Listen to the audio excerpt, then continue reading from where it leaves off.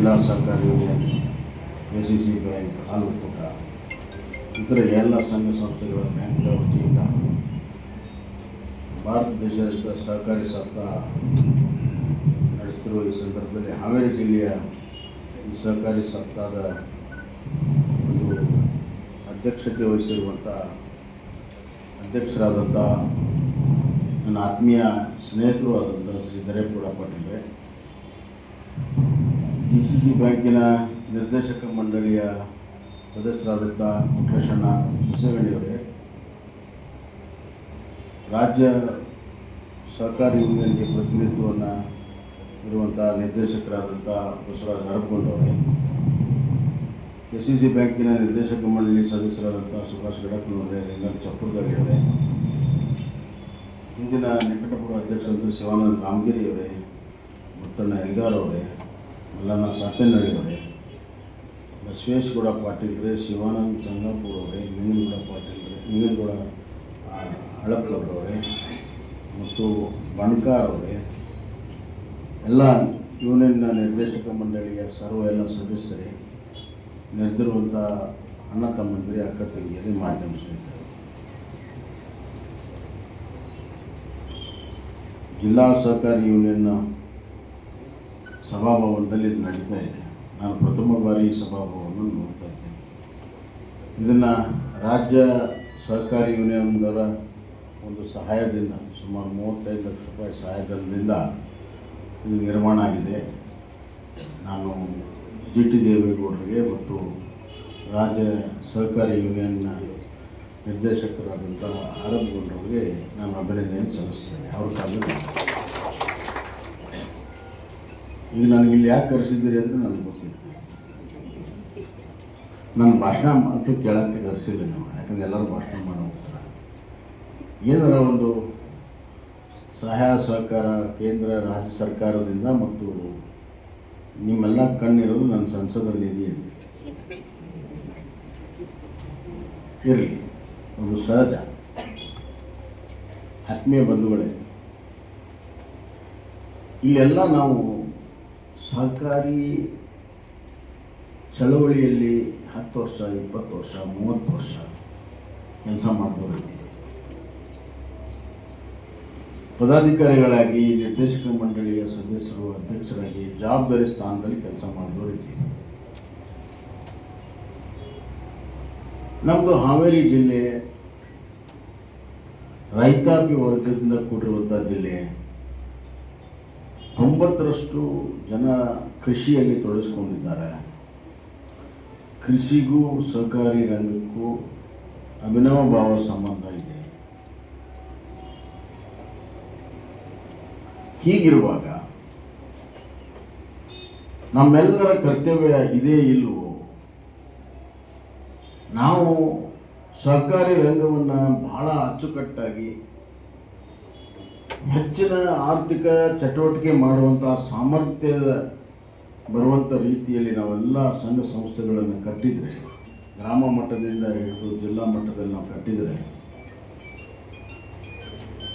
ಅದು ಕೃಷಿಗೆ ಅನುಕೂಲ ಆಗ್ತದೆ. 90% ಜನಸಂಖ್ಯೆಗೆ ಅನುಕೂಲ ಆಗ್ತದೆ.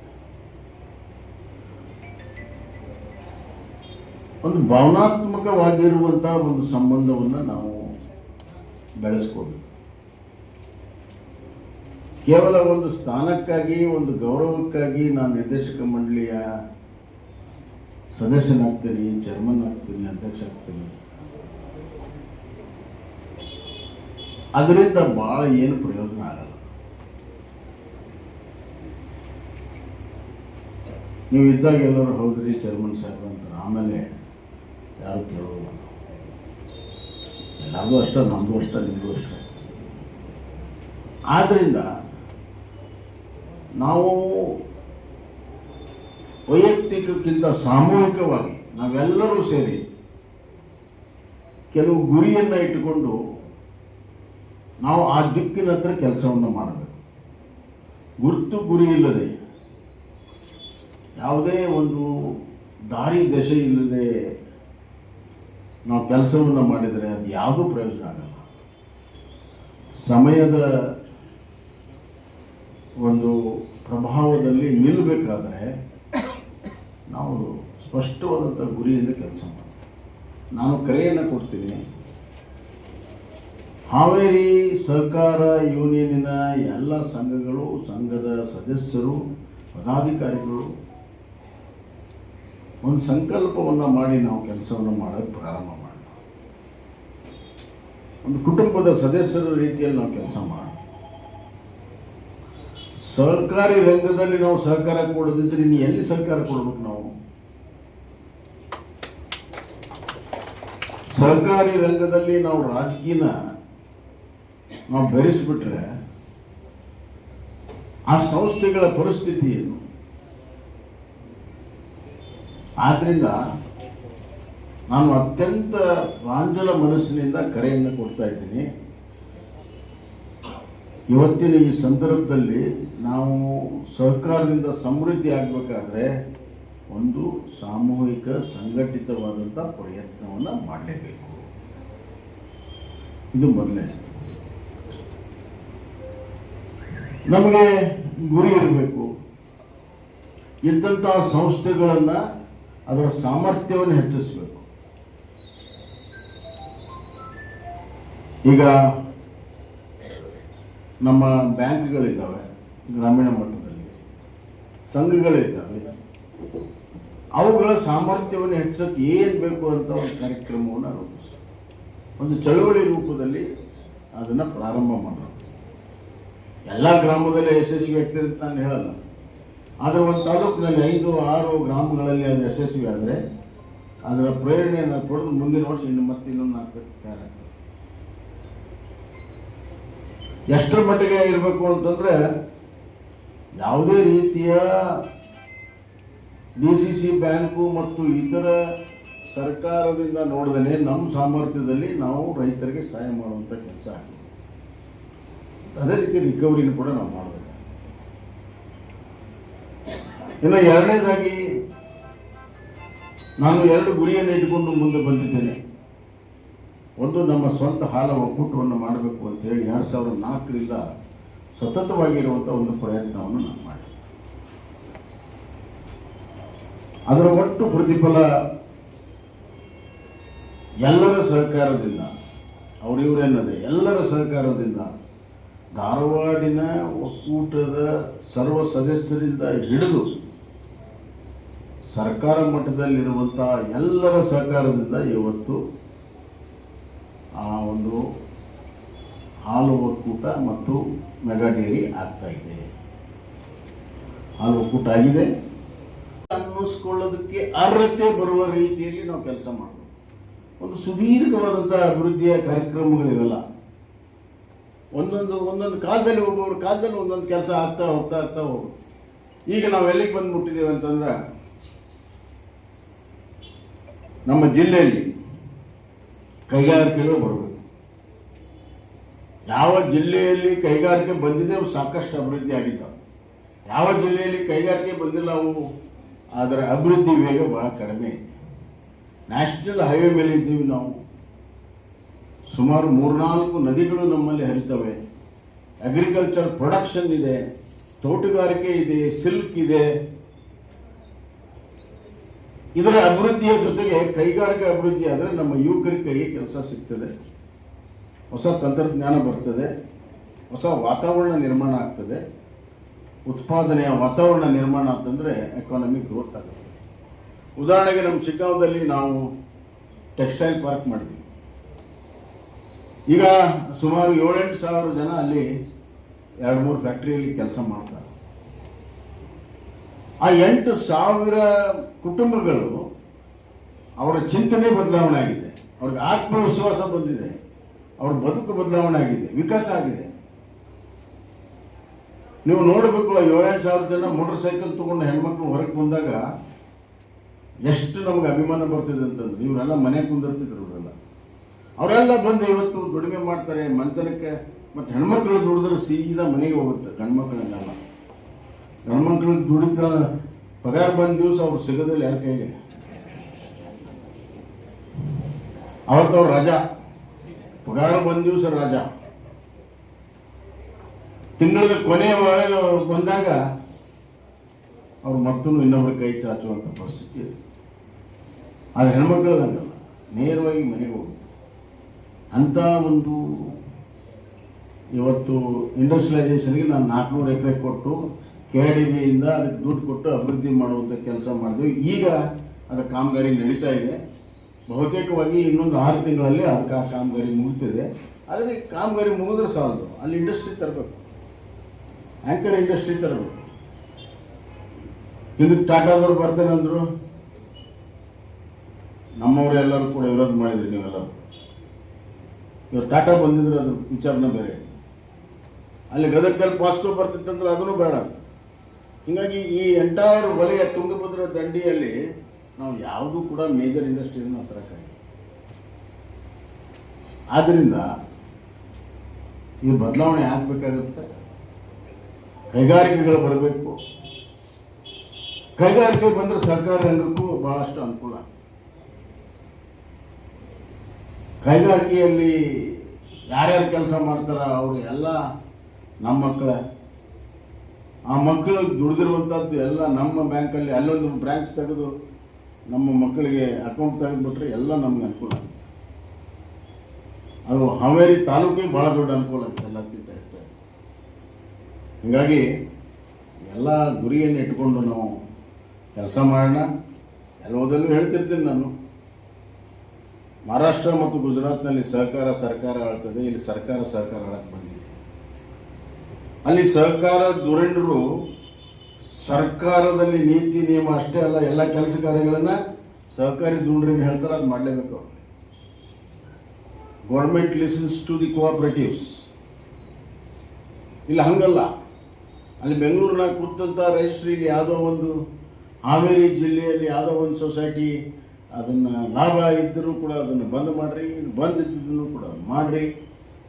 ಹಸ್ತಕ್ಷೇಪ, ಇದು ಬದಲಾವಣೆ ಆಗುತ್ತೆ. ಸ್ವತಂತ್ರ ಇರಬೇಕು ಸಹಕಾರಿ ಸಂಘಗಳು.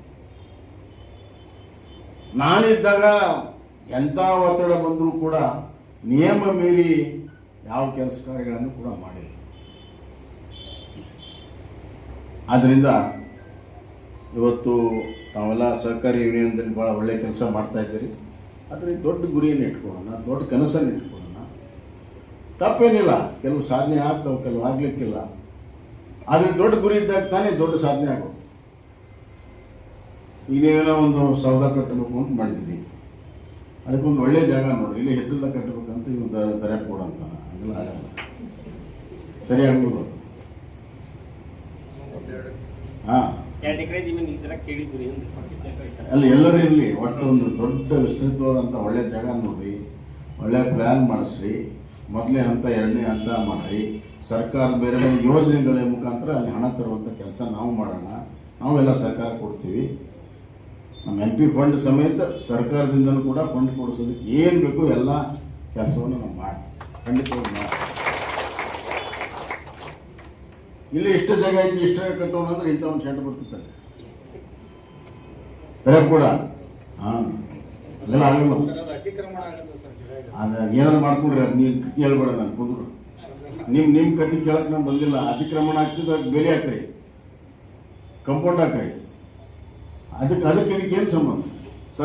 ಸಹಕಾರಿ ಸೌಧ ಅಂತಂದ್ರೆ ಡೆಪ್ಯೂಟಿ ರಿಜಿಸ್ಟ್ರಿಂದ ಎಲ್ಲ ಆಫೀಸ್ ಇಲ್ಲೇ ಇರಬೇಕು ಅಂತಾರೆ. ಅವ್ನು ಬರ್ತಾನೆ, ಡೆಪ್ಯೂಟಿ ರಿಜಿಸ್ಟ್ರಿ ಯಾರು ಬರ್ತಾರೆ? ಸೊ ಹಂಗೆಲ್ಲ ಆಗಲಾರ್ದ ಕೆಲಸ ಏನೋ ಮಾಡಕ್ಕೆ ಹೋಗ್ಬೇಡ್ರಿ. ಈಗ ನಾವು KMFಗೆ ಅಷ್ಟು ದೊಡ್ಡ ಜಾಗ ತೊಗೊಂಡಿದ್ದೀವಿ, ಮ್ಯಾಚಿಂಗ್ ಪ್ಲಾಂಟು ಹಾಕಿದ್ವಿ, ಈಗ ಮೆಗಾ ಡೈರಿ ಜಾಗ ತೊಗೊಂಡು ಮಾಡಿದ್ವಿ, ಭಾಳ ಚೆನ್ನಾಗಿ ಆಗ್ತಾ ಇದೆ. ಇಲ್ಲಿದ್ರೆ ಅಷ್ಟು ವಿಸ್ತೃತವಾಗಿ ಮಾಡೋಕ್ಕಾಗುತ್ತೆ. ಹಾಗೆ ಚಿಂತನೆ ದೊಡ್ಡದು ಮಾಡಿ. ನಾವು ಇರಲಿ ಇರದೇ ಇರಲಿ, ಇನ್ನು 25-30 ವರ್ಷ ಆದಾಗಲೂ ಕೂಡ ಜನ ಹೌದನ್ಬೇಕು. ಈಗ ನಾವು SP ಆಫೀಸ್ ಮಾಡಿದ್ವಿ ಇಲ್ಲಿ, ನಾನಿದ್ದಾಗ ಪೂರ್ತಿ ಆಗಿತ್ತು, ನಾನು ಉದ್ಘಾಟನೆ ಮಾಡಲಿಲ್ಲ.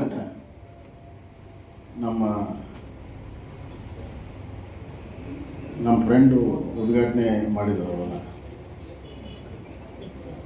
ಅಂದರೆ ವಿಸ್ತಾರ. ಈಗ SP ಆಫೀಸ್ ಇನ್ನು 50 ವರ್ಷ 100 ವರ್ಷ ಆದರೂ SP ಆಫೀಸು DC ಆಫೀಸ್ಗಿಂತ ಭಾಳ ಕರೆಕ್ಟಾಗಿ ಹಂಗೆ ದೂರ ದೃಷ್ಟಿ ಇಟ್ಕೊಂಡು ಕೆಲಸ ಮಾಡೋದು. ಆ ಕೆಲಸ ಮಾಡೋ ನಿಮ್ಮ ಜೊತೆಗೆ ನಾನು ನಿಂತೀನಿ. 2 ಎಕರೆ ಎಲ್ಲರೂ ತರ ತಗೊಳ್ಳೋಣ, ಸರ್ಕಾರದ ಇರ್ತದೆ. ನಾನು DC ಗೆ ಹೇಳ್ತೀನಿ, DC ಗೆ 2 ಎಕರೆ ಕೊಡಿಸ್ತೀನಿ, ಒಂದು ಪ್ಲ್ಯಾನ್ ಮಾಡಿ ಸ್ಟಾರ್ಟ್ ಮಾಡೋಣ, ಸಣ್ಣಗೆ ಸ್ಟಾರ್ಟ್ ಮಾಡೋಣ, ಮುಂದೆ ದೊಡ್ಡದಾಗುತ್ತೆ.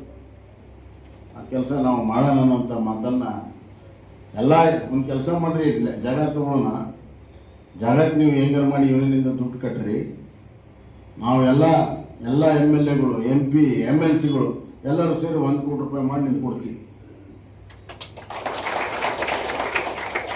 ಚಾಲೂ ಮಾಡಿ. ಆಮೇಲೆ ಟ್ರೈನಿಂಗಿಗೆ ಏನು ಬೇಕು ಎಲ್ಲ ಸಹಾಯ ಸಹಕಾರವನ್ನು ಕೊಡ್ತೀನಿ. ಸ್ಕಿಲ್ ಡೆವಲಪ್ಮೆಂಟ್ ಅಂತೇನು ಹೇಳಿದಿರಿ, ಅದಕ್ಕೆ ಈಗ ನಿಮ್ಮ ಸಹಕಾರ ಭವನಕ್ಕೂ ಅದಕ್ಕೂ ಏನು ಸಂಬಂಧ ಇಲ್ಲ. ನಿಮ್ಮ ಸ್ಕಿಲ್ ಡೆವಲಪ್ಮೆಂಟಿಗೆ ಏನು ಬೇಕು ಆ ಸ್ಕಿಲ್ ಡೆವಲಪ್ಮೆಂಟ್ ಡಿಪಾರ್ಟ್ಮೆಂಟಿಗೆ, ಆ ಪಾರ್ಲಿಮೆಂಟ್ರಿ ಕಮಿಟಿಯಲ್ಲಿ ನಾನೇ ಚೇರ್ಮನ್ ಇದ್ದೀನಿ. ಆ ಸ್ಕಿಲ್ ಡೆವಲಪ್ಮೆಂಟ್ ಡಿಪಾರ್ಟ್ಮೆಂಟ್ಗೆ ಅಧಿಕಾರಿಗಳನ್ನ ಇಲ್ಲಿ ಕರೆಸಿ ಅವ್ರಿಗೆ ಏನು ಬೇಕು, ನಿಮ್ಗೆ ಏನು ಬೇಕೋ, ಯಾವ ಸ್ಕಿಲ್ ಡೆವಲಪ್ ಮಾಡ್ತೀರಿ ಏನು ಅನ್ನೋದನ್ನು ಒಂದು ಪ್ರಾಜೆಕ್ಟ್ ರಿಪೋರ್ಟ್ ಮಾಡಿದರೆ ಅದನ್ನು ಕೂಡ ಮಂಜೂರಾತಿಯನ್ನು ನಾನು ಮಾಡಿಸ್ಕೊಡ್ತೀನಿ. ಈಗಾಗಲೇ ನಮ್ಮ ಹಾವೇರಿ ಯೂನಿವರ್ಸಿಟಿಯಲ್ಲಿ ಒಂದು ಸ್ಕಿಲ್ ಡೆವಲಪ್ಮೆಂಟ್ ಸೆಂಟರ್ನ ಪ್ರಾರಂಭ ಮಾಡಬೇಕಂತ ಹೇಳಿ ನಾವು ತೀರ್ಮಾನ ಮಾಡಿದ್ದೇವೆ. ಕೇಂದ್ರ ಸರ್ಕಾರ ಶೀಘ್ರದಲ್ಲಿ ಅದಕ್ಕೆ ಅನುಮತಿಯನ್ನು ಕೊಡ್ತದೆ. ಎರಡನೇದಾಗಿ ಒಂದು ಟೆಕ್ಸ್ಟೈಲ್ ಪಾರ್ಕನ್ನು ಮಾಡಬೇಕು ಅಂತ ಪ್ರಸ್ತಾವನೆಯನ್ನು ನಾನು ಕಳಿಸಿದ್ದೇನೆ. ಹಾವೇರಿಯಲ್ಲಿ ಸುಮಾರು 50ರಿಂದ 100 ಎಕರೆ ಬೇಕು, ಈಗಾಗಲೇ DC ಅವ್ರು ಕೊಡ್ತೀನಿ ಅಂತ ಹೇಳಿದ್ದಾರೆ. ಅದಾತಂದ್ರೆ ಸುಮಾರು ಏನಿಲ್ಲ ಅಂದರೂ ಒಂದು 10ರಿಂದ 15 ಸಾವಿರ ಮಕ್ಕಳಿಗೆ ಕೆಲಸ ಸಿಗ್ತದೆ. ಹಾವೇರಿ ಸಮಗ್ರ ಅಭಿವೃದ್ಧಿಗೆ ಇವೆಲ್ಲವೂ ಕೂಡ ಅವಶ್ಯಕತೆ ಇದೆ ಅನ್ನುವಂಥ ಮಾತನ್ನು ಹೇಳಿ, ಸಹಕಾರ ಇರಲಿ, ಒಕ್ಕಟ್ಟಿರಲಿ, ಸಂಘಟನೆ ಇರಲಿ, ದೊಡ್ಡ ಗುರಿ ಇರಲಿ, ಸಾಧನೆ ಇರಲಿ, ಆ ಸಾಧನೆಯಲ್ಲಿ ನಾವೆಲ್ಲರೂ ಇರೋಣ. ಧನ್ಯವಾದ.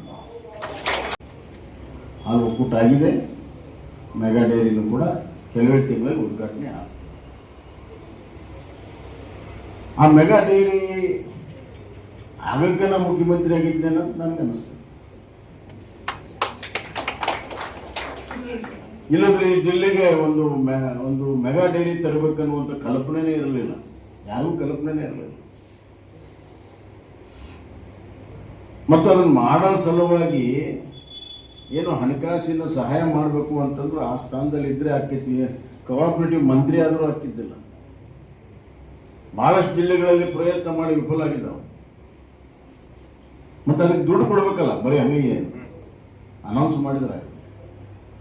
ರಾಜ್ಯ ಸರ್ಕಾರದ ಬೊಕ್ಕಸದಿಂದ ಸುಮಾರು 80 ಕೋಟಿ ರೂಪಾಯಿಯನ್ನ ಅದಕ್ಕೆ ನಾನು ಕೊಟ್ಟಿದ್ದೀನಿ. ದುಡ್ಡು ಕೊಡದೆ ಆಗ್ತದೆ? ಆಗೋದಿಲ್ಲ, ಹಂಗೆ ಭಾಷಣ ಮಾಡಿ ಹೋಗ್ಬೋದಾಗಿ.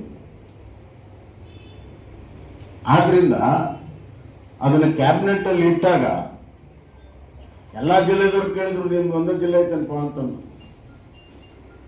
ಇಲ್ಲ, ಇದು ಒಳ್ಳೆ ಕೆಲಸ, ನಮ್ಮ ಜಿಲ್ಲೆಯಿಂದ ಪ್ರಾರಂಭ ಮಾಡೋಣ, ಆಮೇಲೆ ನಿಮ್ಮ ಜಿಲ್ಲೆಗೂ ಕೊಡೋಣ ಅಂತ ಹೇಳಿ ಅದನ್ನು ನಾವು ಬುದ್ಧಿವಂತಿಕೆಯಿಂದ ಎಲ್ಲ ಪಾಸ್ ಮಾಡಿಸಿ, ಫೈನಾನ್ಸ್ ನನ್ನ ಕಡೆನೇ ಇತ್ತು. ಫೈನಾನ್ಸ್ ಸೆಕ್ರೆಟರಿನ ನಾನು ಕನ್ವಿನ್ಸ್ ಮಾಡೋಕ್ಕೆ ನಾನು ಮುಖ್ಯಮಂತ್ರಿಯಾಗಿ 1 ತಿಂಗಳು ತಗೊಂಡೆ. ನಾವು ಇಲ್ಲಿ ಮೆಗಾ ಡೈರಿ ಮಾಡಕ್ಕೆ ಹೋಗಿ ನನ್ನೊಂದು ಮಹತ್ವಾಕಾಂಕ್ಷಿ ಯೋಜನೆ ಅದು ನನಗೆ ಹೊರಟಿತ್ತು. ಅದೇನಪ್ಪ ಅಂತಂದ್ರೆ, ಇಡೀ ಕರ್ನಾಟಕದಲ್ಲಿ ಹಾಲು ಉತ್ಪಾದನೆ ಮಾಡುವಂಥ ರೈತರಿಗೆ ಒಂದು ಬ್ಯಾಂಕ್ ಮಾಡಬೇಕಾಗಿತ್ತು, ಇಡೀ ಕರ್ನಾಟಕದಲ್ಲಿ, ರಾಜ್ಯ ಮಟ್ಟದಲ್ಲಿ. ಅದಕ್ಕೆ ನಾನು 100 ಕೋಟಿ ರೂಪಾಯಿನ ಇಟ್ಟಿದ್ದೆ ಬಜೆಟ್ನಾಗ. ಅದಕ್ಕೊಂದು ಸಣ್ಣ ಒಂದು ತಾಂತ್ರಿಕ ತೊಂದರೆ ಬಂತು. ಅದು ಹೀಗಾಗಿದ್ರೆ ಆಗಿಬಿಡ್ತಿತ್ತು. ನಮ್ಮ ಕೇಂದ್ರ ಸಹಕಾರ ಇಲಾಖೆ ಇರಲಿಲ್ಲ, ಸಚಿವರು ಇರಲಿಲ್ಲ. ಅಮಿತ್ ಶಾ ಅವರು ಆವಾಗ ಮಂತ್ರಿ ಆಗಿದ್ರು ಅಂದ್ರೆ ನಾನು ಮುಖ್ಯಮಂತ್ರಿ ಸಂದರ್ಭದಲ್ಲಿ ಅದನ್ನು ಹೊಡೆದಾಕ್ತಿದ್ದೆ. ತಾಂತ್ರಿಕ RBIದವರ ಒಂದು ತಾಂತ್ರಿಕ ಅಡಚಣೆಯಿಂದ ನನ್ನ ಇನ್ನೂ ಕನಸಿದೆ, ರಾಜ್ಯ ಮಟ್ಟದಲ್ಲಿ ಹಾಲು ಉತ್ಪಾದಕರ ಒಂದು ಬ್ಯಾಂಕನ್ನು ನಾವು ಮಾಡಬೇಕು. ಭಾಳ ಯಶಸ್ವಿ ಆಗ್ತದೆ ಅದು. ನಾನು ಹೇಳ್ತೇನೆ ಕೇಳ್ರಿ, ಅದಕ್ಕೆ ನಾವು ಒಂದು 200 ಅಥವಾ 300 ಕೋಟಿ ರೂಪಾಯಿ ಶೇರನ್ನು ಕೂಡಿಸಿಟ್ರೆ ಒಂದು 5 ವರ್ಷದಲ್ಲಿ 20,000 ಕೋಟಿ ರೂಪಾಯಿ ವ್ಯವಹಾರ ಮಾಡುವಂಥ ಬ್ಯಾಂಕ್ ಆಗುತ್ತೆ ಅದು. ಹಾಲು ಅಷ್ಟು ಸಾಮರ್ಥ್ಯ ಹಾಲು ಉತ್ಪಾದಕರಲ್ಲಿದೆ. ಮತ್ತು ಹಾಲು ಉತ್ಪಾದನೆ ಒಂದು ದೊಡ್ಡ ಕ್ರಾಂತಿ ಆಗ್ತದೆ. ಅದರಿಂದ ಹಾಲು ಉತ್ಪಾದನೆಯ ದೊಡ್ಡ ಕ್ರಾಂತಿ ಆಗ್ತದೆ.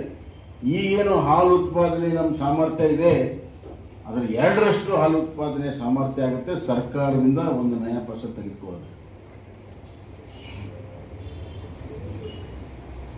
ಅದನ್ನು ತಾಂತ್ರಿಕ ತೊಂದರೆ ಆಯಿತು, ಇದು ಬಂತು, ಇದನ್ನು ಅವ್ರು ಫೈನಾನ್ಸ್ ಅವ್ರು ಕೊಟ್ಟರು, ಆಮೇಲೆ ಅದು ತಾಂತ್ರಿಕ ತೊಂದರೆ ಇದೆ ಅಂತ ಅದನ್ನು ಹಾಗೆ ಬಿಟ್ಟರು. ಅಂದರೆ ಒಂದು ನನ್ನ ಮಹತ್ವಾಕಾಂಕ್ಷೆಯನ್ನು ಯೋಜನೆಯನ್ನು ಕೂಡ ನಾವು ಅದನ್ನು ಸ್ವಲ್ಪ ಬದಿಗಿಟ್ಟು ನಮ್ಮ ಹಾವೇರಿಯ ಮೆಗಾ ಡೈರಿಯನ್ನು ನಾನು ಮಾಡಿದ್ದೇನೆ ಅನ್ನುವಂಥ ಮಾತನ್ನು ಇಲ್ಲಿದ್ದವ್ರಿಗೆ ಏನು ನನಗೆ ಗೊತ್ತಿಲ್ಲ. ಅದು ಬಂದಿಟ್ಟು ಒಂದು ರೆಸಲ್ಯೂಷನ್ ಮಾಡಿಬಿಟ್ರೆ ಬಂದ್ಬಿಡುತ್ತೆ ಅನ್ನೋಂಥ ರೀತಿಯಲ್ಲಿಲ್ಲ. ಹಂಗಿಲ್ಲ. ಸರ್ಕಾರದ ಬೆಂಬಲವಿಲ್ಲದೆ ನಮ್ಮ ಜಿಲ್ಲೆಯ ಸಹಕಾರ ವಲಯದಲ್ಲಿ ಶಕ್ತಿ ತುಂಬುವುದು ಕಷ್ಟ ಇದೆ. ಅದಕ್ಕಾಗಿ DCC ಬ್ಯಾಂಕ್ ಬಡದಾಡಿ RBIದವರು ಅಡ್ಡ ಹಾಕಿದ್ರು, ನಬಾರ್ಡ್ನವರು ಅಡ್ಡ ಹಾಕಿದ್ರು. ನಾವು ನಿರ್ಮಲಾ ಸೀತಾರಾಮನ್ ಕಡೆ ಹೋಗಿ ಅಲ್ಲಿಂದನೂ ಕೂಡ ಮಾಡಿಸೋ ಪ್ರಯತ್ನ ಮಾಡಿದ್ವಿ, ಆದರೂ ಕೂಡ ಸಾಧ್ಯ ಆಗಲಿಲ್ಲ. ಈಗ ಸಹಕಾರ ಇಲಾಖೆಯಾಗಿ ಅಮಿತ್ ಶಾ ಆದಮೇಲೆ ಜಿಲ್ಲೆಗೆ ಒಂದು ಬ್ಯಾಂಕನ್ನು ಮಾಡಬೇಕು ಅಂತ ಹೇಳಿ ಒಂದು ನೀತಿಯನ್ನು ಮಾಡಿ ಆದೇಶವನ್ನು ಮಾಡಿದ್ರು. ಅದರ ಅಡಿಯಲ್ಲಿ ಈಗ DCC ಬ್ಯಾಂಕ್ ಧಾರವಾಡದಿಂದ ನಿನ್ನಿಲ್ಲ ಮೊನ್ನೆ ರೆಸಲ್ಯೂಷನ್ ಅವತ್ತಾಗಿತ್ತು, ಹಿಂದಾಗಿತ್ತು. ಆಡಿಟ್ ರಿಪೋರ್ಟನ್ನು ಹಚ್ಚಿ ಅವ್ರು ಏನೇನು ಕೇಳಿದ್ರು ಅದೆಲ್ಲವನ್ನೂ ಮಾಡಿ ನಿನ್ನಿಲ್ಲ ಮೊನ್ನೆ ಅದನ್ನು ರಿಜಿಸ್ಟ್ರಿಗೆ ಕಳಿಸಿದ್ದಾರೆ. ನನಗೊಂದು ಕಾಪಿ ಕೊಟ್ಟಿದ್ದಾರೆ. ನಾನು ಕೂಡ ಇವ್ರಿಗೆ ರಿಜಿಸ್ಟರ್ ಆಫ್ ಕೋಆಪರೇಟಿವ್ ಸೊಸೈಟಿಗೆ ಮಾತಾಡ್ತೀನಿ. ಯಾಕಂದರೆ ಕೋಆಪರೇಟಿವ್ ಮಿನಿಸ್ಟರ್ ಯಾರಿಲ್ಲ ಸದ್ಯಕ್ಕೆ, ಮುಖ್ಯಮಂತ್ರಿಗಳಿಗೂ ಕೂಡ ಮಾತಾಡ್ತೀನಿ. ತಾವು ಎಲ್ಲರೂ ಸೇರಿ ಅವ್ರಿಗೆ ಮನವರಿಕೆಯನ್ನು ಮಾಡಿಕೊಟ್ಟು ಅದನ್ನು ಆದಷ್ಟು ಬೇಗನೆ ನಬಾರ್ಡಿಗೆ ಕಳಿಸ್ಬಿಟ್ರೆ ಅಲ್ಲಿ ನಬಾರ್ಡ್ನಲ್ಲಿ ಹೋಗಿ ಕೂತ್ಕೊಂಡು ಅದಕ್ಕೆ ಅಪ್ರೂವಲ್ ತೊಗೊಂಡು RBI ಇನ್ಸ್ಪೆಕ್ಷನ್ ಅವು ಇವೆಲ್ಲ ಇನ್ನೊಂದು 5-6 ತಿಂಗಳಾಗತ್ತಿದೆಲ್ಲ. ಆದರೂ ಕೂಡ ಆದಷ್ಟು ಬೇಗನೆ DCC ಬ್ಯಾಂಕ್, ಸ್ವತಂತ್ರ DCC ಬ್ಯಾಂಕ್ ಹಾವೇರಿ ಜಿಲ್ಲೆಗೆ ಆಗುತ್ತೆ ಅನ್ನೋಂಥ ವಿಶ್ವಾಸ ನನಗೆ.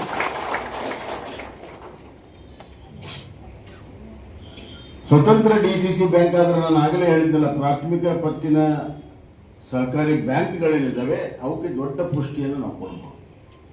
ಈಗ ನೋಡ್ರಿ, ಹಲವಾರು ಯೋಜನೆಗಳಿದ್ದಾವೆ. 0% ಇಂಟ್ರೆಸ್ಟಲ್ಲಿ ನಬಾರ್ಡ್ ಕೊಡೋದು ಅದೆಲ್ಲರೂ ಕೂಡ ಗೊತ್ತಿರುವಂಥ ವಿಚಾರ. ಆದರೆ ನಬಾರ್ಡ್ನಲ್ಲಿ ಇನ್ಫ್ರಾಸ್ಟ್ರಕ್ಚರ್ ಫಂಡ್ ಇದೆ, ಅಗ್ರಿಕಲ್ಚರ್ ಇನ್ಫ್ರಾಸ್ಟ್ರಕ್ಚರ್ ಫಂಡ್ ಇದೆ. ಎಲ್ಲ ರೈತರಿಗೆ ಗೋಡೌನ್ ಆಗಲಿ, ಸ್ಟೋರೇಜ್ ಆಗಲಿ, ಅಥವಾ ಈ ಹಾಲು ಉತ್ಪಾದಕರಿಗೆ ಶೆಡ್ ಆಗಲಿ, ಏನು ಬೇಕೋ ಎಲ್ಲ 3% ಇಂಟ್ರೆಸ್ಟಲ್ಲಿ ಕೊಡ್ತಾರೆ. ಬೇರೆ ಯಾವ ಬ್ಯಾಂಕಲ್ಲೂ ಸಿಗೋಲ್ಲ. ಅವುಗಳನ್ನು ನಮ್ಮ ರೈತರಿಗೆ ಮುಟ್ಟಿಸ್ಬೇಕು. ಬಡ್ಡಿ ದರದಲ್ಲಿ, ಅತ್ಯಂತ ಕಡಿಮೆ ಬಡ್ಡಿ ದರದಲ್ಲಿ ಕೆಲವು ಯೋಜನೆಗಳು 1%ಅಲ್ಲಿದ್ದಾವೆ. ಅವಾಗ ಯಾರು ಮಧ್ಯವರ್ತಿಗಳು ಬ್ಯಾಂಕಿಗೆ ಇವರು ತಗೋಬಾರ್ದು, ಕಮಿಷನ್ ಆ ಕಂಡೀಷನ್ ಮೇಲೆ ಅದನ್ನು ಮಾಡಬಹುದು. ಇನ್ನು 3% ಇಂಟ್ರೆಸ್ಟಲ್ಲಿ ನಿಮ್ಮ ರೈತರಿಗೆ ನಾವು ಬೆಳೆ ಸಾಲನ ಕೊಡ್ಬೋದು. 0% ಸಿಗುತ್ತೆ. ಯಾರಿಗೆ 0% ಸಾಕಾಗುತ್ತಲ್ಲ ಅದು 3%ಗೂ ಕೂಡ ಸಿಗ್ತದೆ. ಈಗ ನೀವು ನ್ಯಾಷನಲೈಸ್ ಬ್ಯಾಂಕ್ ಹೋದರೆ 9% ಇದೆ, 9.5% ಇದೆ. ಇಂಥ ಎಲ್ಲವನ್ನೂ ಕೂಡ ನಮ್ಮ ಜಿಲ್ಲೆಗೆ, ನಮ್ಮ ರೈತರಿಗೆ ತರಕ್ಕೆ ಸಾಧ್ಯ ಇದೆ. ಒಂದು ಕಡೆ ಹಾಲು ಒಕ್ಕೂಟ, ಇನ್ನೊಂದು ಕಡೆ DCC ಬ್ಯಾಂಕ್ ಆದರೆ ನಮ್ಮ ಸಹಕಾರಿ ರಂಗಕ್ಕೆ ಬಹಳ ದೊಡ್ಡ ಶಕ್ತಿಯನ್ನು ನಾವು ಕೊಟ್ಟಂಗೆ ಆಗ್ತದೆ. ಆ ಕಾರಣದಿಂದ 2004ರಿಂದ ನನ್ನ ಹೋರಾಟ ಇದೆ, ಒಂದು ದೂರದೃಷ್ಟಿಯ ಹೋರಾಟ. ಈ ಜಿಲ್ಲೆಗೆ ಏನೇನು ಬೇಕು ಎಲ್ಲವನ್ನು ಕೂಡ ಮಾಡಬೇಕನ್ನುವಂಥ ಮಹತ್ವಾಕಾಂಕ್ಷೆ ನಾವು. ಒಂದು ಜಿಲ್ಲೆ ಆದಮೇಲೆ ಆಡಳಿತಕ್ಕೆ ಒಂದು ಕೇಂದ್ರ ಸ್ಥಳ ಇದೆ, ಅದಾದಮೇಲೆ ಒಂದು ಇಂಜಿನಿಯರಿಂಗ್ ಕಾಲೇಜ್ ಬೇಕು, ಒಂದು ಮೆಡಿಕಲ್ ಕಾಲೇಜ್ ಬೇಕು. ಎಲ್ಲ ನಿರ್ಧಾರಗಳು ನಮ್ಮ ಕಾಲದಲ್ಲಾಗಿದೆ. ಇಂಜಿನಿಯರಿಂಗ್ ಕಾಲೇಜ್ ನಮ್ಮ ಕಾಲದಲ್ಲಿ, ಮೆಡಿಕಲ್ ಕಾಲೇಜ್ ನಮ್ಮ ಕಾಲದಲ್ಲಿ, ಮೆಗಾ ಮಾರ್ಕೆಟ್ APMC ರಾಣೆಬೆನ್ನೂರಿಗೆ,